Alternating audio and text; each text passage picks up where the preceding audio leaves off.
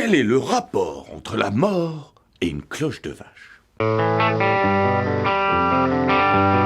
Salut mes petits riffologues! Bienvenue dans Riffologie Culte, l'émission où l'on dissèque les riffs les plus mémorables de l'histoire de la guitare. Aujourd'hui, on attaque un monument du rock, un riff à la fois psychédélique, progressif, hard rock, Don't Fear the Reaper de Blue Oyster Cult. Alors, affûtez vos médiators, musclez vos petits doigts, ouvrez grand vos oreilles. Ça va riffer.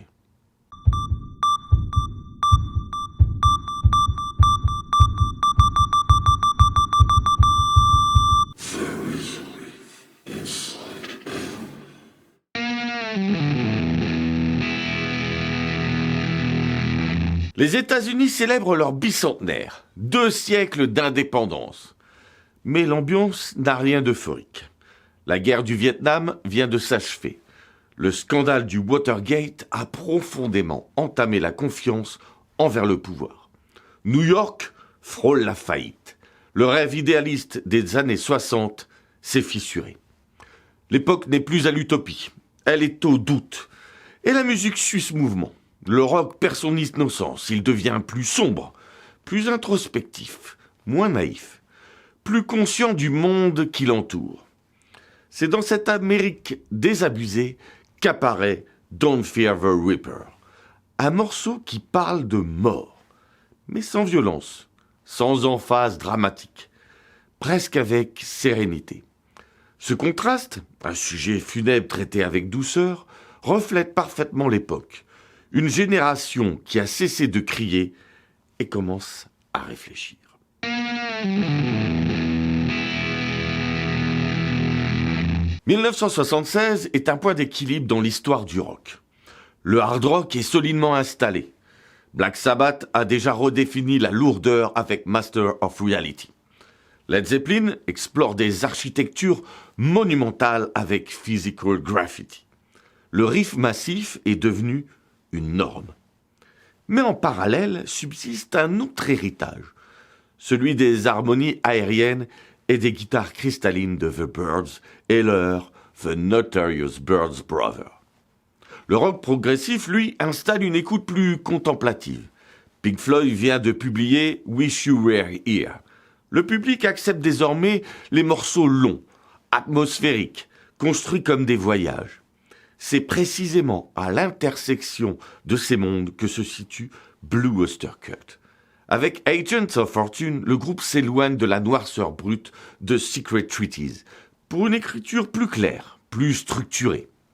Et soudain, une guitare limpide, un riff simple, une mélodie lumineuse, un thème métaphysique. Ce n'est ni du métal pur, ni du folk, ni du prog orthodoxe. C'est un croisement. Et c'est ce croisement qui rend le morceau intemporel.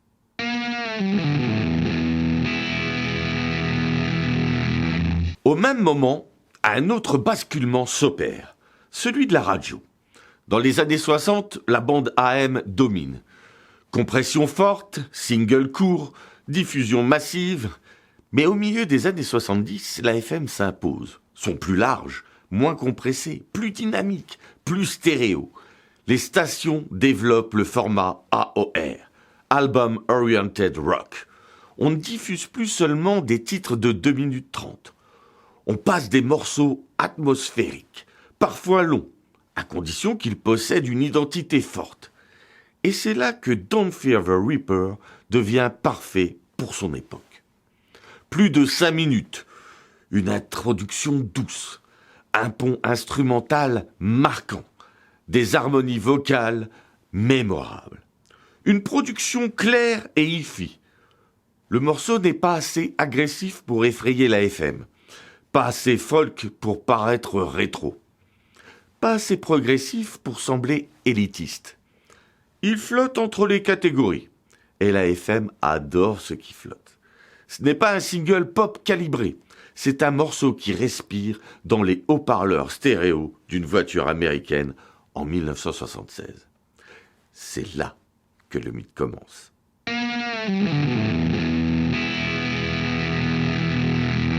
Entre deux tournées, Blue Oyster Cult ralentit enfin le rythme. Et pendant que le groupe respire, Donald, Buck, Dharma, Rother lui composent seul. Le riff de Don't Fear the Reaper ne naît pas en studio. Il naît chez lui, sur un magnétophone TEAC 4 pistes.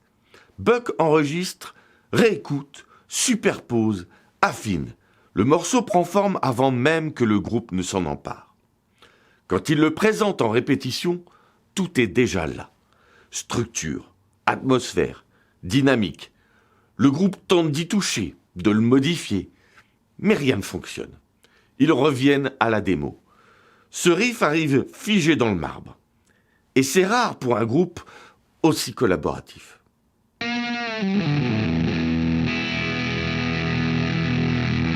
En 1976, le hard rock repose sur la puissance, saturation, impact, lourdeur.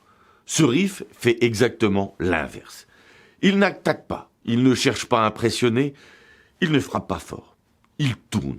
C'est une cellule mélodique répétitive, presque hypnotique. Un arpège ouvert qui respire, qui laisse de l'air entre les notes. On est plus proche d'une tradition folk électrique à la The Bird que d'un mur sonore façon Black Sabbath. Et pourtant, le groupe est classé heavy. Ce contraste crée déjà une tension.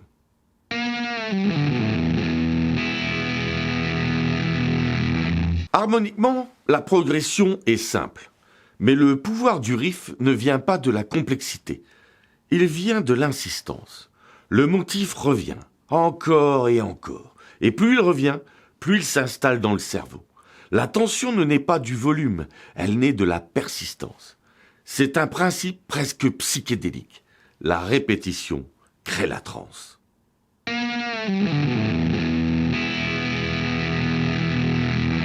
Ironie de l'histoire, le titre ne faisait pas l'unanimité en interne. Certains membres le trouvaient trop doux, trop éloigné de l'image sombre du groupe. Le riff le moins métal du catalogue deviendra pourtant le plus célèbre.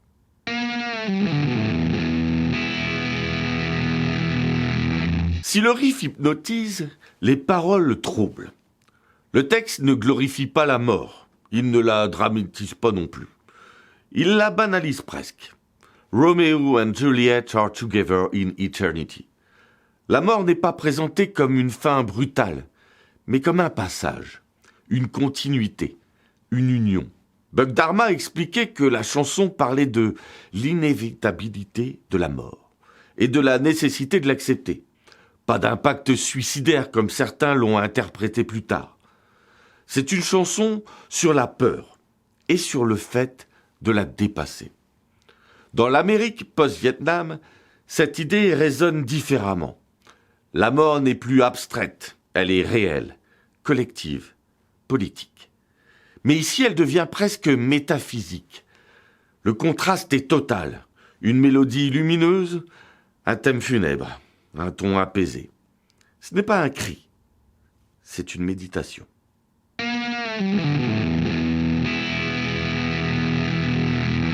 Pourquoi le riff fonctionne encore aujourd'hui ? Parce qu'il laisse de l'espace. Il ne sature pas, il ne force pas, il suggère.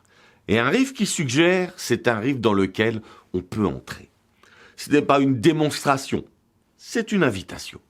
Et c'est pour ça que 50 ans plus tard, 4 arpèges suffisent à faire revenir la faucheuse, en douceur.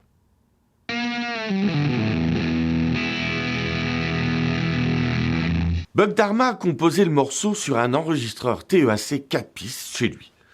Selon les témoignages d'Albert Bouchard, lorsque le groupe a essayé de retravailler le morceau en répétition, ça ne fonctionnait pas. Ils sont revenus à la structure de la démo. Donc, le riff est arrivé quasiment finalisé. Ce n'est pas un riff arrangé en groupe. C'est une vision individuelle conservée intacte. Sous le capot du Reaper, pour comprendre pourquoi ce riff vous hypnotise, il ne faut pas regarder les doigts. Il faut regarder le signal électrique. En 1975-76, Buck Dharma ne cherche pas la puissance brute. Il ne joue pas sur un Marshall poussé à 11. Il construit une texture.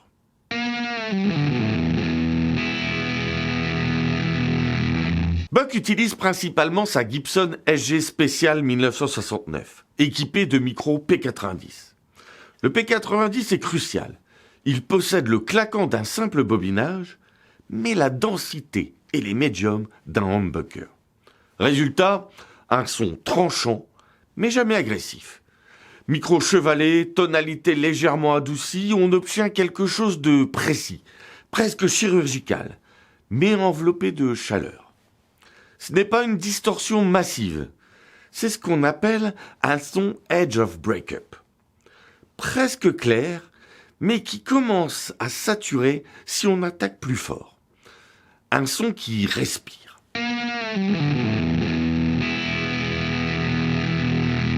Les sources évoquent des amplis Music Man 212 HD, parfois Fender selon les périodes. Dans tous les cas, on est sur des amplis propres, puissants, à large headroom. Le gain est réglé juste au point de rupture. Pas de fuzz, pas de saturation épaisse. Chaque note reste lisible. Et c'est essentiel, le riff ne frappe pas. Il flotte.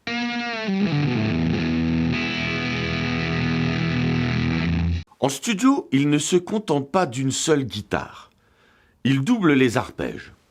2 prises quasiment identiques, superposées avec une précision millimétrée. Ce micro-décalage naturel crée un effet de chorus organique. Le son ondule, il devient liquide, fantomatique. On ne cherche pas la force, on cherche la résonance spectrale.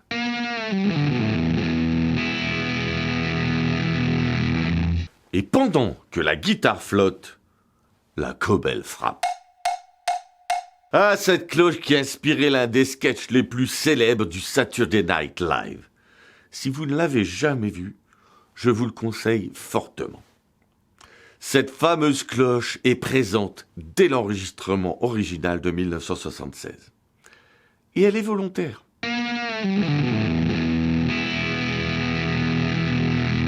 Au mixage final, au Record Plant, David Lucas, le producteur, pousse la cobelle très en avant. Au départ, certains membres du groupe trouvaient qu'elle était trop forte. Lucas insiste. Pourquoi ? Parce que le riff est trop fluide. Il manque de moteur rythmique. La cloche devient la colonne vertébrale.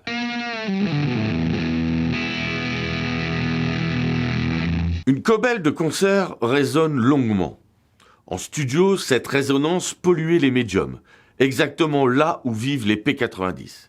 Solution ? Du gaffer tap. Beaucoup de gaffer tap.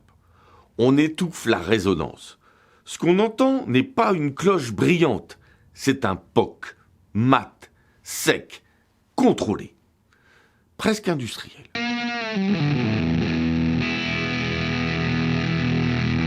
Et là, détail fascinant, la cloche est centrée dans le mix, pile au milieu, là où se trouve aussi la voix. Techniquement, c'est risqué. Une percussion secondaire est normalement placée en retrait ou sur les côtés. Ici, elle est frontale, presque plus insistante que la caisse claire. C'est une hérésie qui fonctionne. Écoute le morceau au casque. Elle est omniprésente, obsessive. Elle finit par dicter le tempo à ton cerveau. Elle ne soutient pas le riff, elle le retient.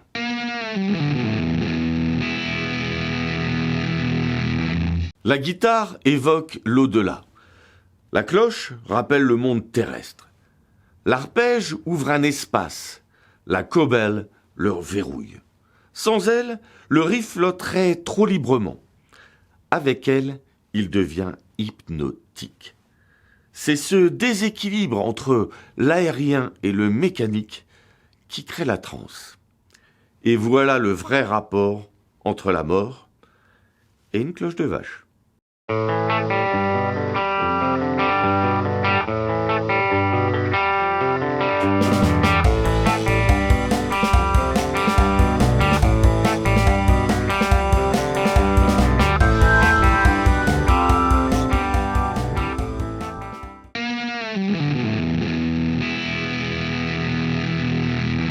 Avant d'aller plus loin, je te rappelle que tu trouveras le GP, les tabs et les backing tracks sur mon site drfredmrlad.com.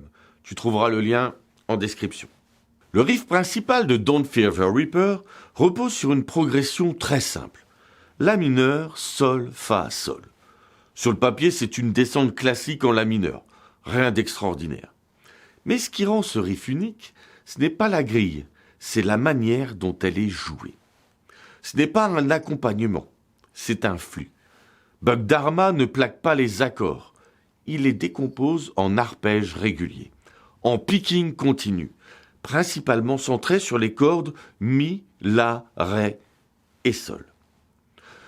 Pas de grand balayage, pas de strumming massif, pas d'accent brutal.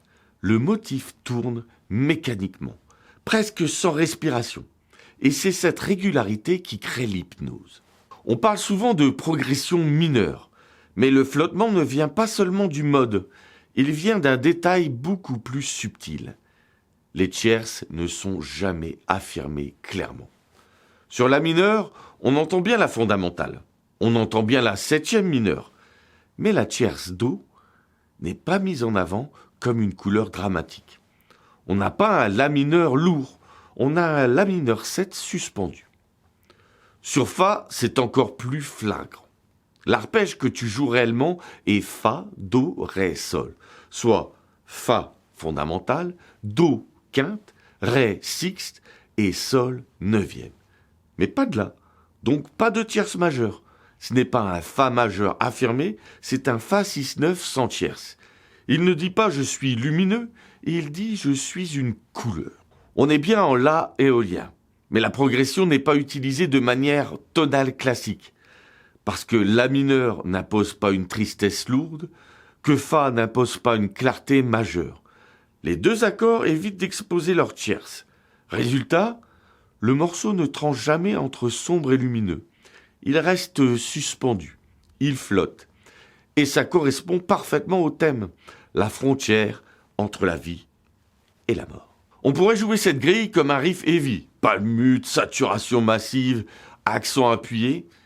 Mais ici, tempo modéré, picking régulier, son edge of breakup, dynamique contrôlée. Le mineur devient contemplatif, pas dramatique. Le riff ne cherche pas à surprendre, il cherche à installer. La cellule revient encore et encore. La tension ne vient pas d'une modulation, elle vient de la persistance. C'est presque un principe psychédélique. Plus le motif tourne, plus il s'imprime. Si ce riff fonctionne encore 50 ans plus tard, ce n'est pas parce qu'il est complexe, c'est parce qu'il est modal, ouvert, non verrouillé, harmoniquement ambigu. Il ne force rien, il laisse l'auditeur entrer. Et c'est précisément ce refus d'imposer une émotion qui rend le morceau intemporel. Allez mes petits riffologues, on attaque ce riff. Vous allez voir, rien de compliqué, tout est dans le placement. Donc on a nos trois accords. Un accord de la, on joue avec l'accord de la, l'accord de ré et l'accord de sol. Donc on fait l'arpège en descendant, l'accord de la à vide, l'accord de ré à la deuxième case, l'accord de sol à la deuxième case, et on revient avec l'accord de sol à vide, la septième mineure. Ensuite le sol, on ne va jouer que la troisième case de l'accord de mi et la deuxième case de l'accord de la.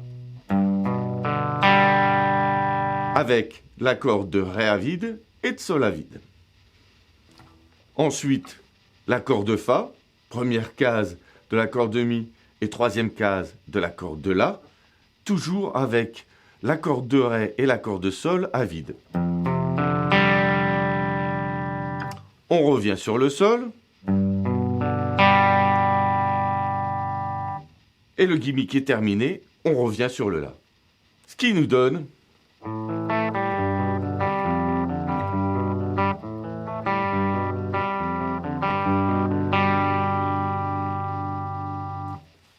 et voilà, on a terminé le riff de Don't Fear the Reaper de Blue Oyster Cult.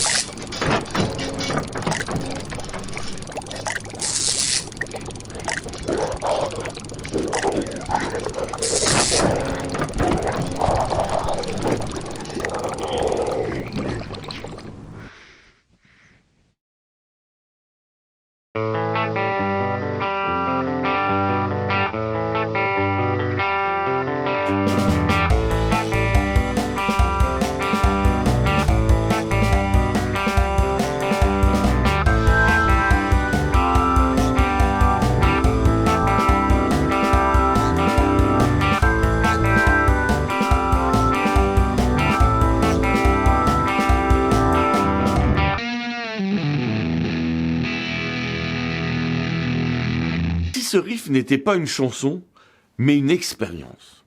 En 1976, Blue Oyster Cult réussit quelque chose de presque paradoxal. Faire entrer la mort dans le top 20 américain. Un morceau de plus de 5 minutes, en mineur, sans explosion finale, avec une cloche à vache obstinée au milieu du mix. Ce n'est pas vraiment la recette d'un tube évident. Et pourtant, Don't Fear the Reaper atteindra la 12e place du Billboard Hot 100.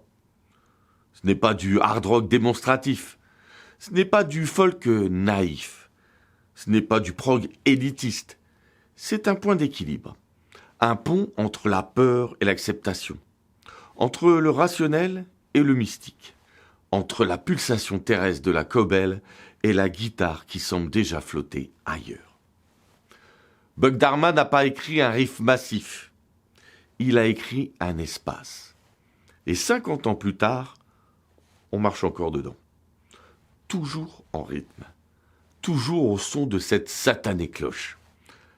Alors, la prochaine fois que vous entendrez ces 4 notes en la mineur, ne cherchez pas la virtuosité, cherchez la respiration. Parce que la force de ce riff, c'est son équilibre parfait entre rigueur harmonique et errance métaphysique. Et pour le prochain épisode, on parlera d'un être métallique qui prouve que même les super-héros peuvent riffer sévère. Et si tu veux continuer à comprendre pourquoi certains riffs nous marquent à vie, pourquoi ils résonnent encore longtemps après la dernière note, abonne-toi à Riffologie Culte.